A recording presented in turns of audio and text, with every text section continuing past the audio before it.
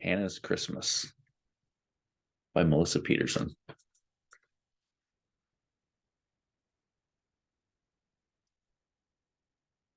In November, when reindeer came to look for food in the woods behind her grandmother's farm, Hannah's father got a new job.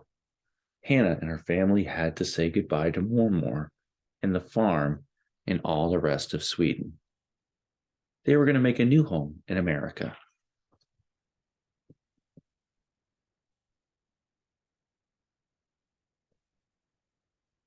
What Hannah's mother and father liked best about America was how friendly the neighbors were. When Hannah's baby brother Sven liked best about America was the boxes. What Hannah liked best about America was nothing. She missed Sweden. She missed the farm. Most of all, she missed Mormor.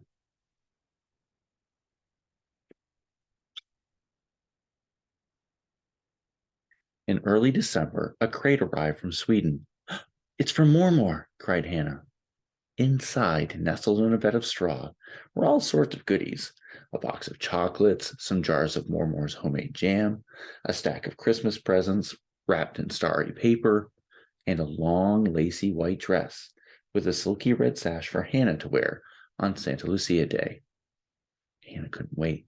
In Sweden, on Santa Lucia Day, the oldest girl in the family puts on a special white dress and a beautiful crown made of fir branches and candles. Then she serves a breakfast of Lucia buns to her family. "Mama, when will it be Santa Lucia Day?" Hannah asked. "Soon," Mama replied. "But sweetheart, I won't have time to make you a crown or bake Lucia buns this year. I'm afraid I won't even have time to get the house ready for Christmas." Hannah was so disappointed, she nearly cried. Now she had one more thing to miss about Sweden.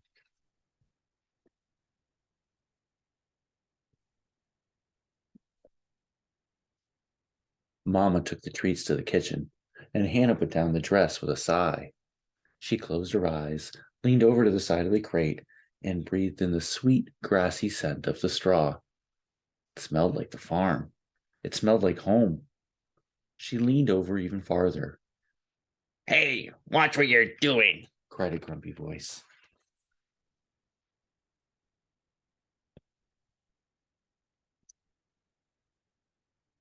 Hannah was so surprised she almost fell into the crate. Scowling up at her from the straw was a tiny little man. His woolen cap was as red as a hollyberry, and his bushy white beard reached all the way to the tips of his tiny black boots.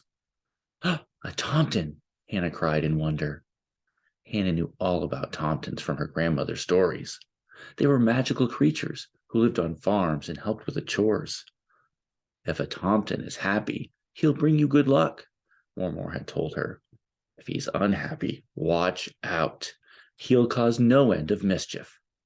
This Tomten did not look happy at all.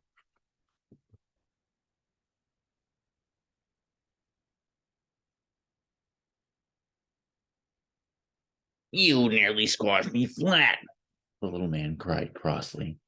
"As if I hadn't been through enough already. Imagine, there I was having a nice snooze in the barn when suddenly I get scooped up, straw and all, and dumped into this blasted crate." He climbed nimbly over the side. "Where in thunder am I?" he demanded, marching over to a window. One look outside, and he began to shriek. "Where's the barn? Where are my friends, the goats and the geese? Where are the reindeer, in the woods, in the snow-covered hills?" "They're in Sweden," Hannah said sadly. "You're in America now."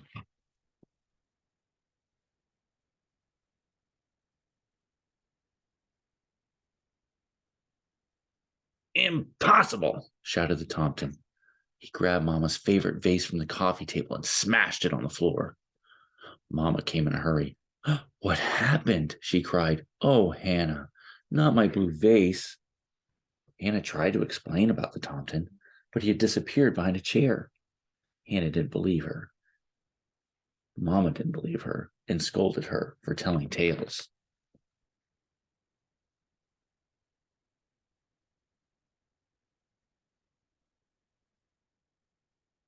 That was just the beginning of Hannah's bad luck. Over the next few days, things went all wrong through the house. Papa's socks disappeared from his dresser drawer. The oven was turned up too high so that Mama's pork roast burnt to a crisp. The dining room chairs were wrapped in paper towels like mummies. Hannah often caught the Tomten at his mischief, but he always hid when a grown-up came into the room. So she got blamed for everything. We understand that you're homesick, said Mama and Papa, but enough is enough. You're right, enough is enough, thought Hannah, as she went looking for the Tomten.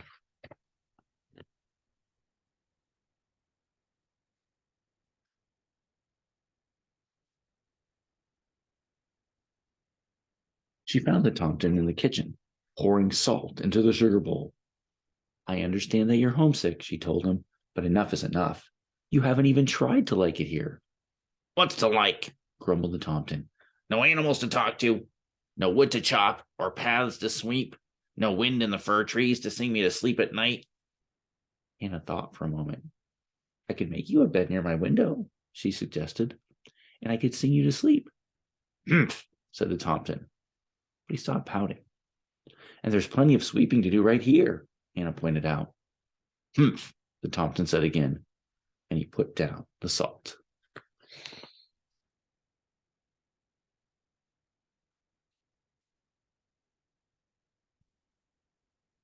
Hannah got a big wicker laundry basket and took it to her room. The Tomten followed her, watching closely as she set it by the window and put it in a blanket for padding. Now we need a sheet, said Hannah.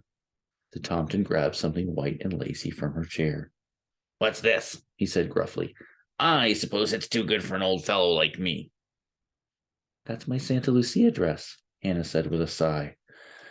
You may as well use it for a sheet. I won't be wearing it this year.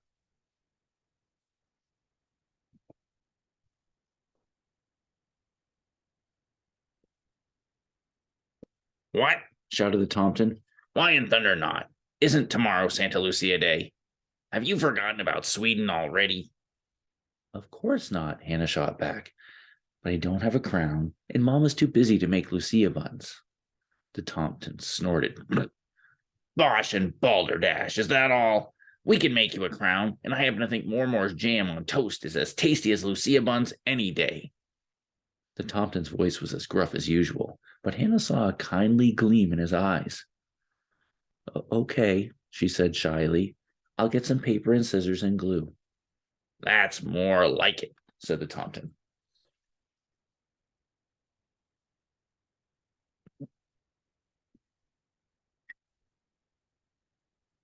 At dawn the next day, Hannah put on her Santa Lucia dress and sash, and the Tomten placed the crown on her head. Silently, they tiptoed to the kitchen to make breakfast for the family. The Tomten insisted on eating several spoonfuls of jam, just to make sure it's Mormore's usual recipe. But there was still plenty left for the toast. When everything was ready, Hannah carried the tray upstairs to her parents' room. Happy Santa Lucia Day, she sang out. Her parents opened their eyes in surprise. Why, Hannah, said her father, how did you ever manage all this? Oh, I had a little luck on my side, Hannah said with a grin.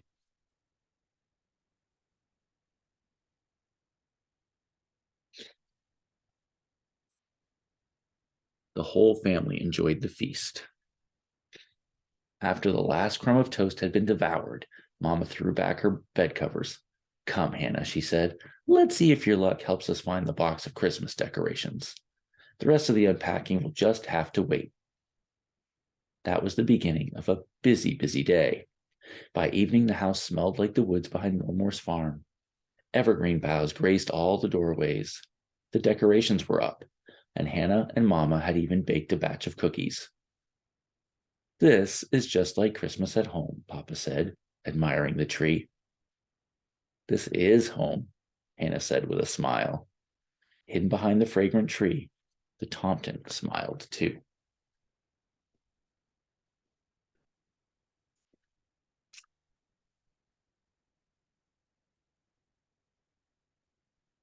The end.